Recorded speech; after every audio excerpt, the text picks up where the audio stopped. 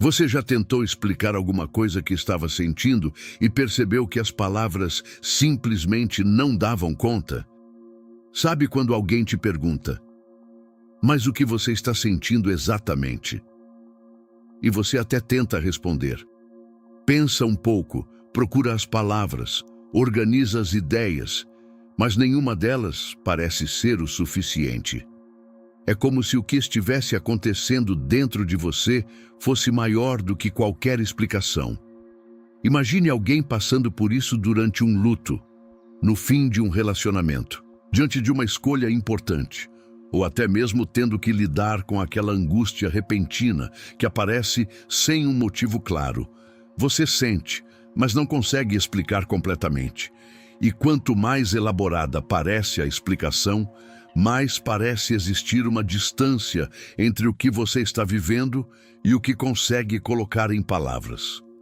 Nesses momentos surge um pensamento angustiante, uma sensação que provavelmente todos nós já tivemos em algum momento da vida. Ninguém vai entender isso. Ninguém sabe o que estou sentindo, ninguém conseguiria compreender. E é justamente aqui que Carl Rogers faz uma observação que me chamou muita atenção. Depois de décadas atendendo muitos pacientes, observando a própria experiência e refletindo sobre a natureza humana, ele chegou a uma conclusão contraintuitiva. Preste atenção nesta frase. Aquilo que é mais pessoal é o que há de mais geral. Agora, relembre os exemplos e as situações que usamos anteriormente. Não parece contraditório para você também? Se algo é profundamente pessoal, não deveria ser justamente aquilo que me diferencia dos outros? Afinal, minha história é única, minhas experiências são únicas, meus medos são únicos, minhas lembranças são únicas. Então, como aquilo que é mais pessoal poderia ser também o que existe de mais universal? Foi exatamente essa pergunta que Rogers começou a explorar. E quanto mais observava a transformação das pessoas que atendia em seu consultório, mais percebia um padrão curioso. Sempre que escrevia algo profundamente pessoal ou que expressava uma dúvida real, um medo, uma dificuldade, da forma mais autêntica possível, mais as pessoas se identificavam. E não eram apenas pessoas parecidas com ele, eram pessoas de lugares diferentes, com histórias e culturas diferentes e experiências completamente distintas. Ainda assim, elas encontravam algo familiar naquilo que ele havia escrito ou dito, e isso começou a chamar sua atenção. Porque talvez aquilo que compartilhava com os seres humanos era muito maior do que aquilo que o diferenciava deles. Pense numa situação simples. Você está ouvindo uma música. De repente, uma frase da letra te chama a atenção e você pensa, nossa, é exatamente isso que eu estou sentindo. Perceba que a música em si não é o seu sentimento. E o artista que a escreveu ou cantou não sentiu exatamente o que você estava sentindo. Até porque isso é impossível. Mas aquela autenticidade colocada na letra revelou em você um sentimento profundo. Quem escreveu aquela música nunca te conheceu, nunca viveu sua vida e nem passou pelas mesmas situações que você. E ainda assim, conseguiu tocar em algo que existe dentro de você. É justamente isso que podemos observar na frase de Rogers. Quanto mais íntimo e profundo é o sentimento que compartilhamos, maior a chance de ele reverberar nos sentimentos das pessoas que o ouvem. É como se chegássemos a um certo limite da nossa linguagem. Os códigos deixam de ser suficientes e aquilo que mais nos une como humanidade passa a prevalecer.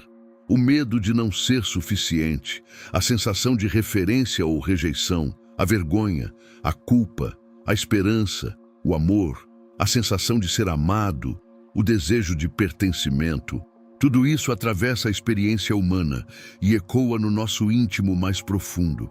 Mudam-se os cenários, mudam-se os personagens, mas essa plataforma sempre permanece, essa ligação entre nós, humanos.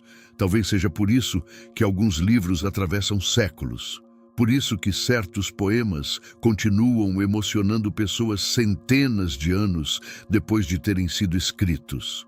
Porque por mais que falem de uma experiência única e intimamente profunda, eles falam de algo que nos une, que nos torna iguais. Existe uma consequência muito importante nessa descoberta. Às vezes, passamos boa parte da vida escondendo justamente aquilo que mais nos conecta aos outros. Acreditamos que, se as pessoas enxergarem essas partes, elas não nos entenderiam e seríamos certamente rejeitados. Mas a experiência parece mostrar exatamente o contrário. São essas partes que criam conexão.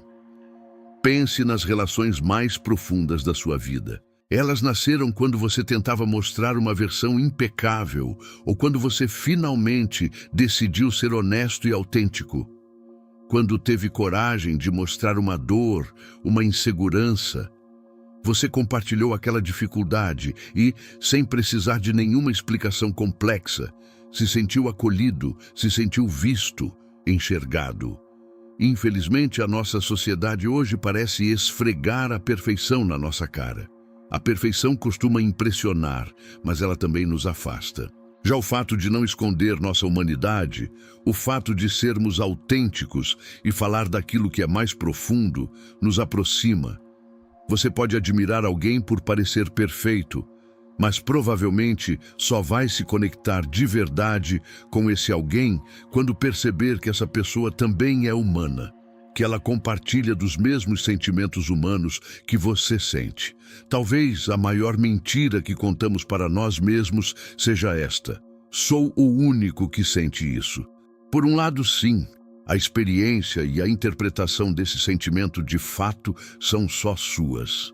Mas por outro, todos os humanos são feitos do mesmo material que você, estão suscetíveis às mesmas experiências, porém sob outro ponto de vista, com nomes diferentes, histórias diferentes.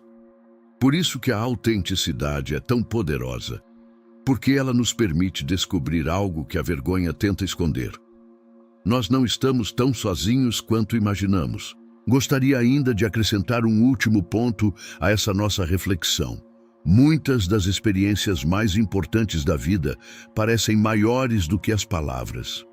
Você pode tentar explicar o amor, mas a sua explicação não será o amor. Pode tentar explicar o luto, mas essa explicação nunca vai ser a perda. As palavras ajudam, mas existe algo na experiência humana que sempre escapa delas. Talvez seja por isso que às vezes lemos um poema, ouço uma música, ou escutamos alguém contando uma história e pensamos: finalmente alguém conseguiu colocar em palavras algo que eu sentia. Na verdade, não foi o que você sentia que virou palavras, mas palavras que geraram em você um sentimento de conexão. E talvez seja exatamente isso que Rogers estava tentando nos mostrar. Aquilo que existe de mais íntimo em você não é uma prisão, é uma ponte. Aquilo que você acredita ser a parte mais isolada da sua experiência pode ser justamente aquilo que mais o conecta ao restante da humanidade. E isso muda muita coisa, porque deixa de existir a necessidade de fingir o tempo inteiro, deixa de existir a obrigação de parecer forte o tempo todo, deixa de existir a necessidade de esconder cada insegurança, cada medo e cada fragilidade. A autenticidade deixa de ser um risco e passa a ser um caminho de encontro, não apenas com os outros, mas consigo mesmo. Talvez seja por isso que as relações mais profundas da vida raramente nascem da perfeição. Elas nascem do reconhecimento. E, de repente, aquilo que parecia exclusivamente seu deixa de ser um peso e se transforma em conexão. Talvez essa tenha sido uma das descobertas mais bonitas de Carl Rogers. Aquilo que existe de mais pessoal em nós não nos afasta dos outros, nos aproxima. Porque aquilo que há de mais profundamente humano em você também habita, de formas diferentes, todas as outras pessoas. Espero que esteja aliviado em perceber isso. Você não está tão sozinho quanto imagina. Me conta aqui nos comentários o que achou disso. Vou ficar muito feliz em saber que algo dito aqui reverberou aí dentro. Se de alguma forma esse conteúdo fez sentido para você, considere se inscrever no canal e compartilhar este vídeo com alguém importante na sua vida. Um forte abraço e fique bem.